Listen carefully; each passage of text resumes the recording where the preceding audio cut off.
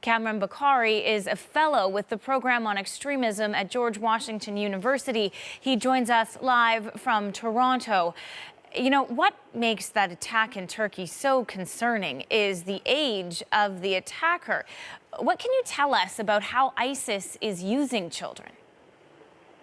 So there are two possibilities here, considering that we don't have full information. One is that this child was unknowingly part of the suicide bombing attack. In other words, he was not a volunteer. He was not indoctrinated. He was just a carrier. And unfortunately, the bomb went off, took his life and the lives of dozens of others. The other possibility is that this is someone who was indoctrinated, recruited, trained, and then deployed. And it's not really clear to me which one we're looking at in the case of the bombing of the wedding in Turkey. Given what you see in this attack and what you know about the organization, do you think we will see more ISIS attacks being carried out by children? I think it's safe to say that that will happen. When it will happen, we're not really sure. What is the pattern? Is this happening because of a lack of, a manpower shortage or a lack of other resources? Or is this IS just escalating its brutality and engaged in shaping perceptions and taking violence to a different level? We just don't know. Again, the information is just so scant. Where are these children coming from? Is ISIS targeting them directly through recruitment online, that kind of thing?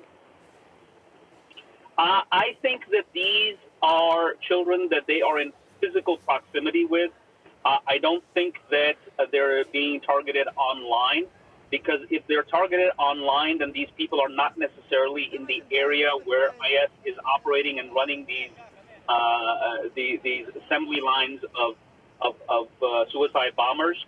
So most likely they're in physical proximity to them. They're either children who are from areas that they rule in Iraq and Syria, or they have been kidnapped or just, misled. So it's really difficult to tell. But I seriously doubt that we're looking at online radicalization, because you still have the problem. You're radicalized online. How do you get that child to then travel and get to where IS wants him or her to be? What are some of the reasons that ISIS would use children to carry out attacks? I mean, one of the reasons could be, and I really doubt that that is the case, which is that we have a situation of where they're running out of people in a certain area. When I say people, I mean your usual suicide bombers, the profile somewhere between the ages of, 18 and 30-something. I seriously doubt that's the case. I think that this is just another, if you will, change of MO. It's probably designed to shape perceptions, possibly demonstrating that, even children are willing to give up their lives for, IS's cause. But it's really unclear what the actual thinking is. What can the international community do to stop this from happening? I mean, I think that there's just so much that the international community is currently engaged in. It's not really clear to me what else can be done, given that, a one incident or a new type of attack does not change the ground realities in terms of capabilities of countries, the capabilities that the United States can bring to bear, its allies in Europe and in the region can bring to bear.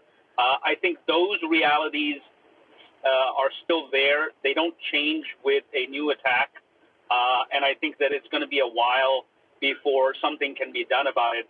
Ultimately, unless IS is uprooted from its core turf in Syria, I don't think that we're seeing the last of this. Thank you so much for joining us. Thank you. Kamran Bokhari is a fellow with the program on extremism at George Washington University. He joined us from Toronto. More news straight ahead on CBC News Network.